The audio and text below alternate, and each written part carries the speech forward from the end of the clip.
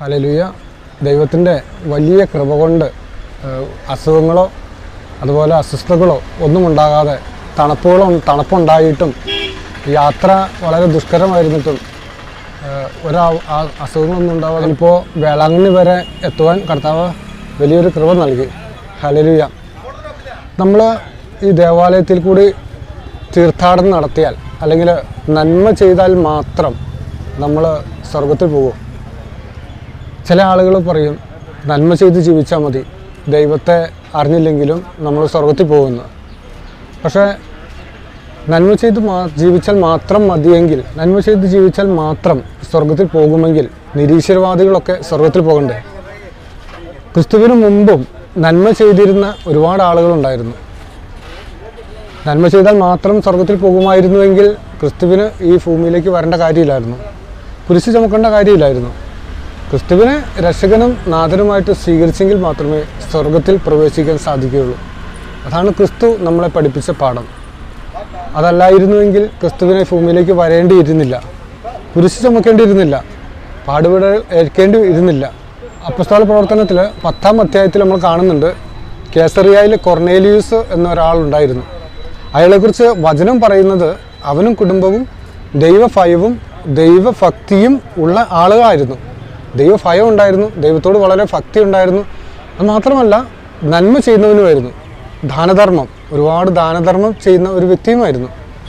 അയാളുടെ പ്രാർത്ഥന ദൈവം കേൾക്കുന്നുണ്ട്. അയാൾ വിജാതീയനായിരുന്നു, അയാളുടെ പ്രാർത്ഥന ദൈവം കേൾക്കുന്നുണ്ട്. അപ്പോൾ വിജാതീയനായിരുന്നാൽ പോലും കർത്താവിനെ അറിയുവാൻ അവന് സാധിക്കും. നന്മ ചെയ്ത് ജീവിച്ചാൽ കർത്താവിനെ അറിയുവാൻ നമുക്ക് സാധിക്കും. ജാതീയനായ കൊർണേലിയൂസ് അങ്ങനെ ദൈവത്തെ വിശ്വസിച്ച് ദൈവഭയത്തോടു കൂടി ദാനധർമ്മമൊക്കെ ചെയ്ത് ജീവിക്കുന്ന വ്യക്തി. ഈ വ്യക്തിയുടെ അടുത്തേക്ക് പത്രോസ്ലീഹായെ അയക്കുകയാണ്. വിജാതീന ഒരു വ്യക്തി നന്മ ചെയ്ത് ജീവിച്ചാൽ മാത്രം മതിയായിരുന്നെങ്കിൽ പത്രോസ്ലീഹായെ വിളിക്കേണ്ട കാര്യം ഇല്ലായിരുന്നല്ലോ. പത്രോസ്ലീഹായെ വിളിച്ച് ഇവരുടെ കുടുംബത്തിലേക്ക് കടന്നു വന്നിട്ട് ഇവരുടെ കുടുംബത്തിൽ വന്ന് പത്രോസ്ലീഹ യേശുവിനെക്കുറിച്ച് പ്രസംഗിക്കുന്നുണ്ട്.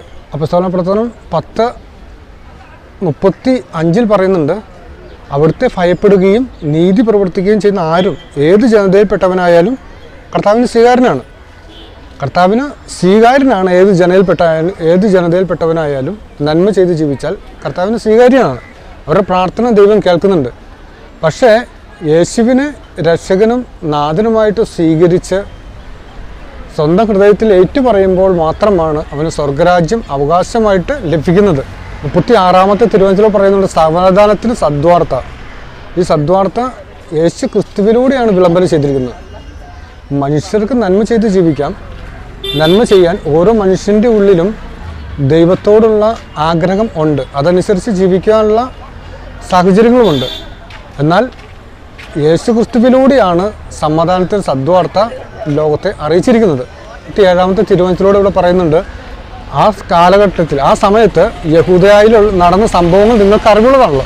യേശു ക്രിസ്തുവിൻ്റെ പീഡാസഹനവും മരണവും എല്ലാം ആ ജനങ്ങൾക്ക് അറിവുള്ളതാണ്. പക്ഷേ അവർ യേശു ക്രിസ്തുവിനെ വിശ്വസിച്ചിരുന്നില്ല, അല്ലെങ്കിൽ അറിഞ്ഞിരുന്നില്ല. അപ്പോൾ അവിടെയുള്ള സംഭവ വികാസങ്ങളൊക്കെ ഈ കൊർണേലിയൂസിനും കുടുംബത്തിനും അറിയാം. പക്ഷേ അങ്ങനെ അറിഞ്ഞതുകൊണ്ട് മാത്രം സ്വർഗത്തിൽ പോകുമായിരുന്നെങ്കിൽ പത്രോസ്ലീഹ ഇവിടെ വരികയും അവരെ സ്നാനപ്പെടുത്തുകയും ചെയ്യേണ്ടിയിരുന്നില്ല. അതിൻ്റെ അവസാന ഭാഗത്തേക്ക് വരുമ്പോൾ പത്രോസ്ലീഹ അവരെല്ലാം സ്നാനപ്പെടുത്തുകയാണ് ചെയ്യുന്നത്. യേശുവിൻ്റെ നാമത്തിൽ, കർത്താവായ യേശുവിൻ്റെ നാമത്തിൽ സ്നാനപ്പെടുത്തുകയാണ് ചെയ്യുന്നത്. ദൈവഭയമുള്ള ഈ വ്യക്തി, ദാനധർമ്മം ചെയ്യുന്ന വ്യക്തി സ്വർഗത്തിൽ പോകുമായിരുന്നെങ്കിൽ പത്രോസ്ലീഹായെ വിളിക്കേണ്ട കാര്യമില്ലായിരുന്നു, പത്രോസ്ലീഹ വന്ന് ഇവരെ സ്നാനപ്പെടുത്തേണ്ട കാര്യമില്ലായിരുന്നു.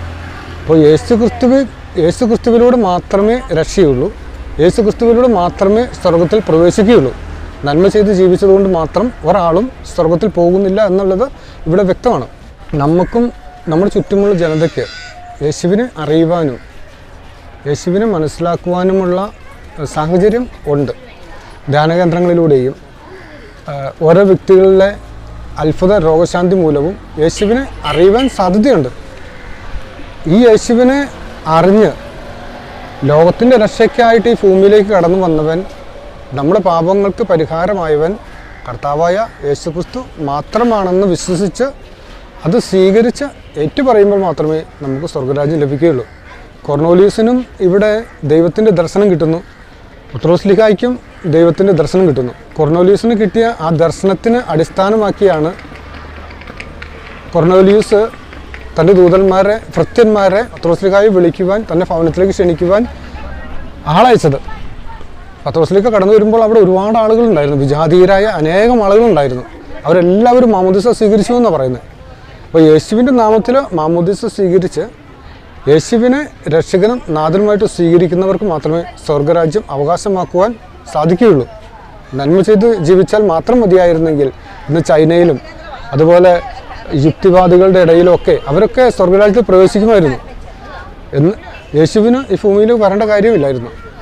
അപ്പോൾ യേശു ഈ ഭൂമിയിലേക്ക് വന്നത് നമുക്ക് സ്വർഗരാജ്യം വാഗ്ദാനം നൽകിക്കൊണ്ടാണ്.